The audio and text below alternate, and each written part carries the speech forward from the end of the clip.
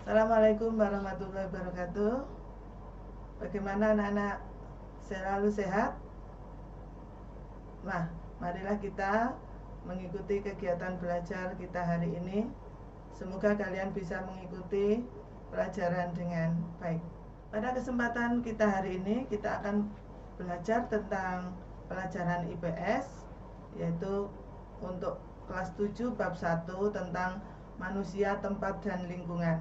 Nah, pada kesempatan kali ini, dalam belajar ini, kalian nanti diharapkan bisa memahami tentang komponen peta, letak astronomis dan geografis Indonesia, dan pengaruhnya bagi Indonesia.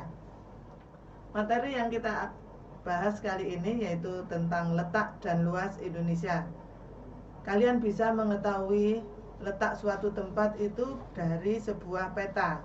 Nah, apa itu peta? Peta adalah gambaran permukaan bumi yang disajikan pada bidang datar dan diperkecil dengan menggunakan skala. Pada sebuah peta memiliki komponen-komponen yang harus ada, antara lain: satu, ada judul peta; yang kedua, ada skala peta; ketiga, ada garis astronomis; keempat, ada orientasi utara; yang kelima, ada legenda; keenam, simbol peta; ketujuh, insert; 8, sumber peta; 9, letter atau tulisan; yang ke-10, garis tepi. Untuk memperjelas komponen-komponen tentang peta ini, perhatikan slide berikutnya. Untuk memperjelas tentang komponen peta, marilah kita perhatikan peta Provinsi Bali. Ya. Untuk yang nomor 1, ini judul peta. Kemudian yang nomor 2, kalian bisa melihat di sana ada skala peta. Kemudian yang ketiga, di sana ada 2, yaitu garis astronomis yang terdiri dari garis bujur dan garis lintang, di mana garis bujur dan garis lintang memiliki fungsi. Untuk garis lintang ini berfungsi untuk pembagian iklim, kemudian yang garis bujur ini bermanfaat untuk pembagian waktu. Untuk komponen yang keempat, di sana ada orientasi, atau kalian sering mendengar dengan arah mata angin. Kemudian yang nomor 5, di sana ada komponen legenda. Yang keenam, ada simbol. 7 itu merupakan inset. Ada peta kecil yang berada di dalam peta besar, itu namanya inset. Kemudian di 8 itu di sana ada warna, ya. Ini menunjukkan ketinggian suatu tempat. 9, sumber peta. Jadi siapa di situ yang membuat peta. Kemudian 10, letter atau tulisan. Ini menunjukkan, istilahnya memperjelas suatu objek. Kemudian yang 11 itu menunjukkan garis tepi peta. Nah, untuk lebih jelasnya, marilah kita pahami satu persatu dari komponen peta yang ada. Tadi judul peta ini berfungsi untuk menunjukkan suatu peta. Jadi peta itu isinya apa? Peta hewan, peta jumlah penduduk, dan sebagainya. Yang kedua, skala peta ini berarti perbandingan antara jarak di peta dengan jarak yang sesungguhnya di lapangan. Ya.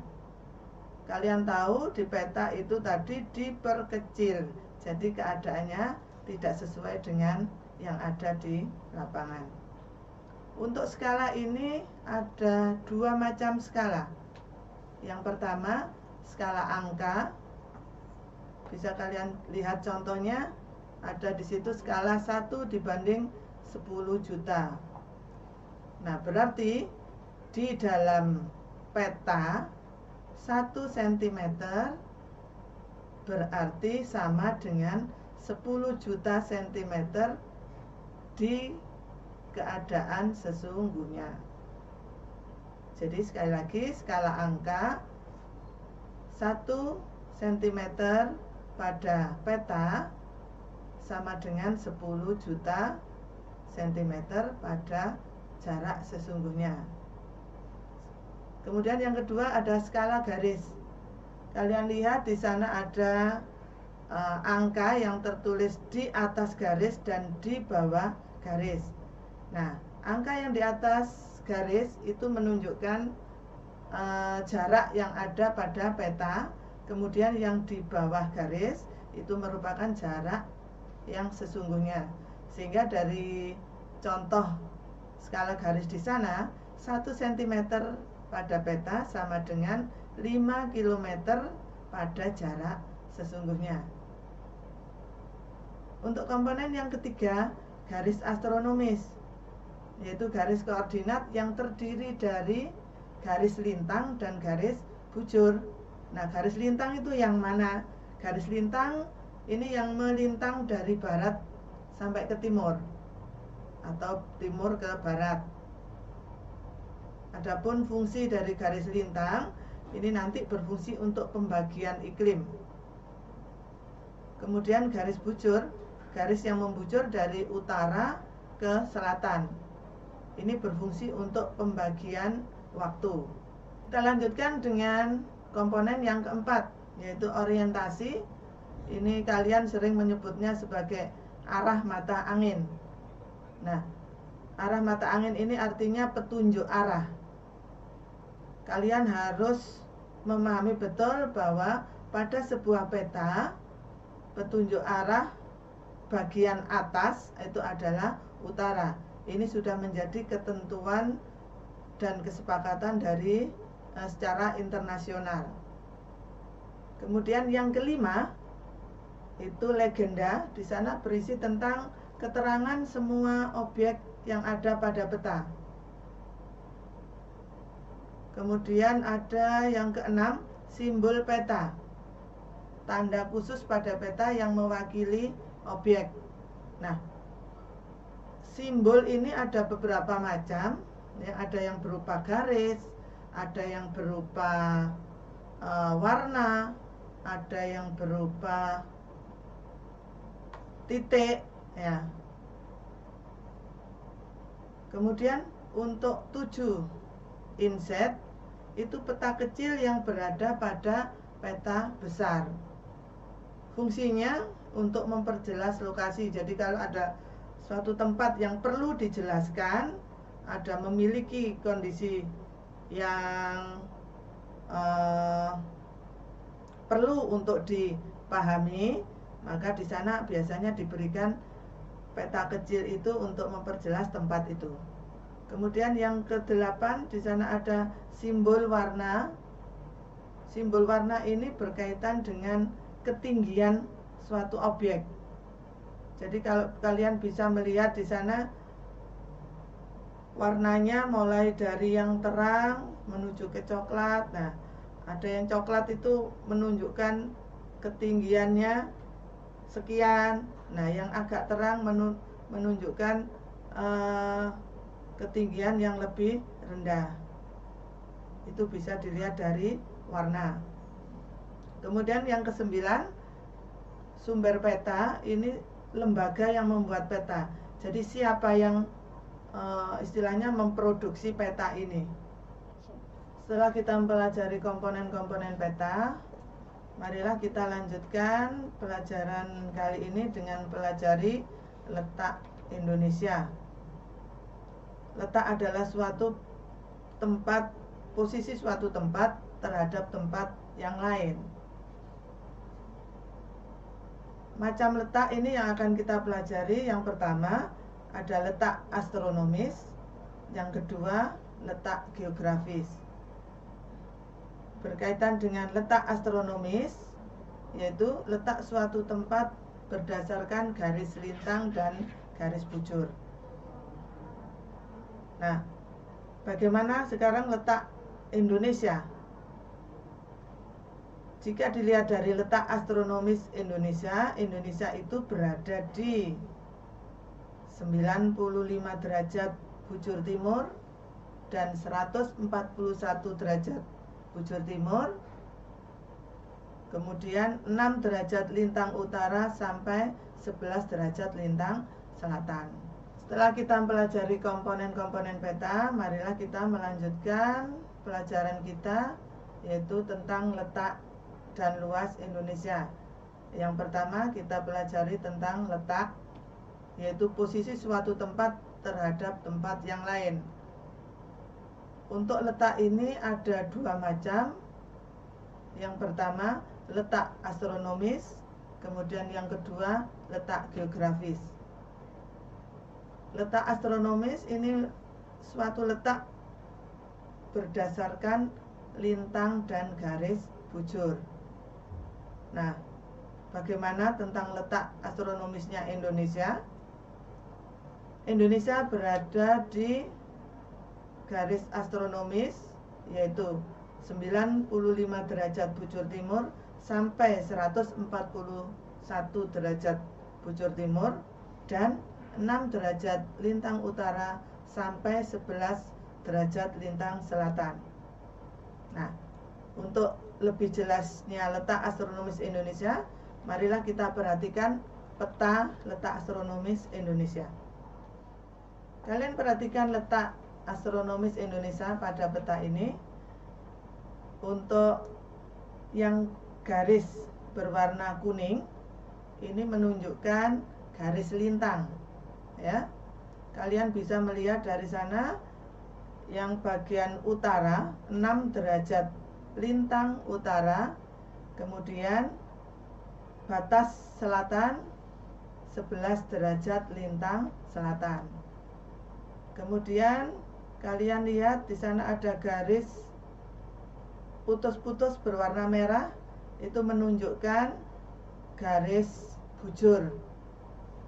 Nah, dari ujung Sumatera itu terletak pada 95 derajat bujur timur sampai dengan wilayah Indonesia yang paling timur, yaitu berada di 141 derajat bujur timur.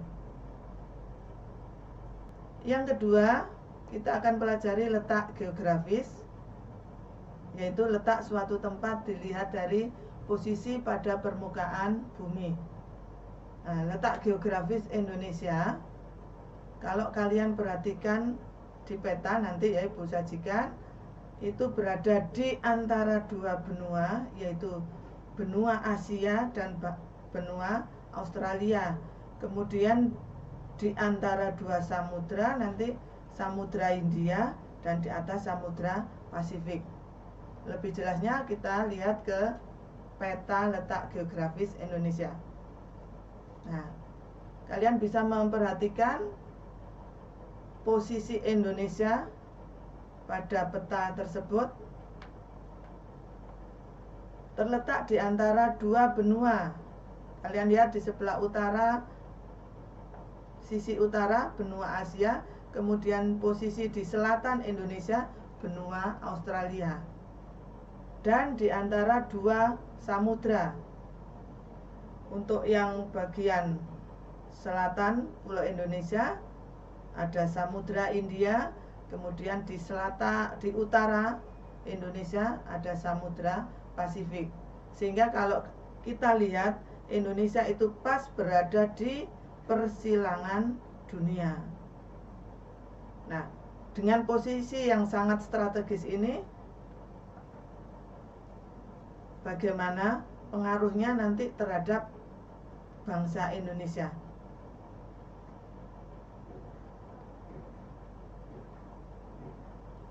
Pada letak geografis yang strategis tadi, yaitu di persilangan dunia, maka hal ini akan memberikan pengaruh terhadap Indonesia, antara lain: 1.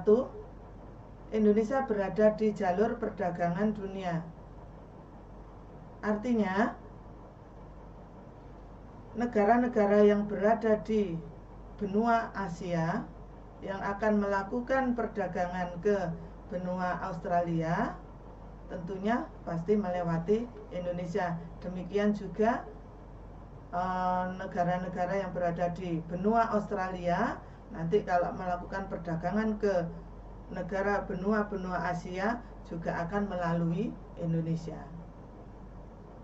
Kemudian pengaruh yang kedua, terjadinya interaksi dengan bangsa-bangsa lain. Nah, banyaknya negara yang singgah di Indonesia, maka banyak pula pengaruh yang terjadi atau yang masuk ke Indonesia. Antara lain masuknya berbagai agama ke Indonesia. Agama Hindu-Buddha dari India, agama Kristen dari Eropa, agama Islam dari Saudi Arabia. Nah, yang ketiga, dengan letak geografis di antara dua benua dan dua samudra, ini akan mempengaruhi iklim yang terjadi di Indonesia. Yaitu Indonesia termasuk beriklim tropis dengan memiliki dua musim, yaitu musim kemarau dan musim penghujan. Nah, musim kemarau dan musim penghujan ini terjadinya dipengaruhi oleh adanya angin muson barat dan angin muson timur, di mana berhembusnya angin muson timur dan angin muson barat ini dipengaruhi juga oleh posisi Indonesia yang diapit oleh dua samudra dan dua benua tadi. Kita lihat pembagian iklim berdasarkan garis lintang. Karena tadi salah satu fungsi dari garis lintang adalah untuk pembagian iklim. Pada garis lintang 0 derajat, kalian bisa melihat di sana dinamakan garis khatulistiwa. Kemudian untuk macam iklim berdasarkan garis lintang, kalian bisa melihat ada iklim tropis, kemudian iklim subtropis, iklim sedang, dan iklim dingin. Pada gambar bola bumi, kalian bisa memperhatikan iklim tropis itu yang berwarna hijau. Jadi, kalau kalian perhatikan, iklim tropis itu berada di 23,5 derajat lintang utara sampai 23,5 derajat lintang selatan. Ya, jadi yang berwarna hijau. Kemudian iklim subtropis bisa kalian lihat di sana yang berwarna kuning. Nah, berarti berapa lintangnya untuk subtropis? Yaitu negara yang berada di 23,5 derajat lintang utara sampai 40 derajat lintang utara, dan wilayah yang berada di 23,5 lintang selatan sampai 35 derajat lintang selatan.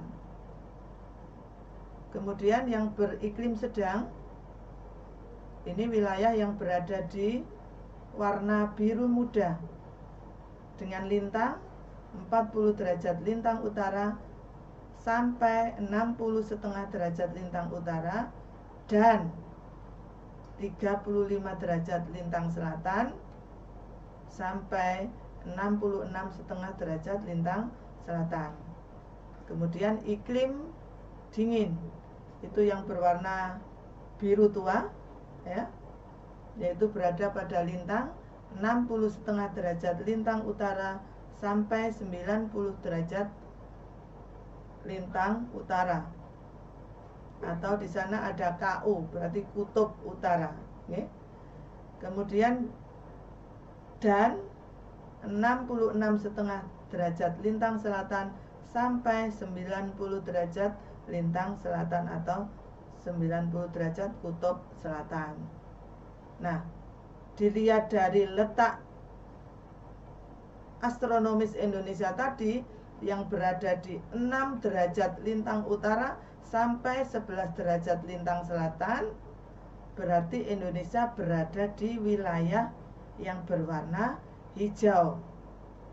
Artinya Indonesia beriklim tropis. Demikian anak-anak, kita telah membahas materi tentang letak dan luas Indonesia. Semoga dengan penjelasan ini tadi kalian lebih bisa memahami dan mengerti bagaimana letak dan luas Indonesia dan komponen-komponen peta yang harus ada pada sebuah peta. Sampai jumpa pada materi berikutnya. Assalamualaikum warahmatullahi wabarakatuh.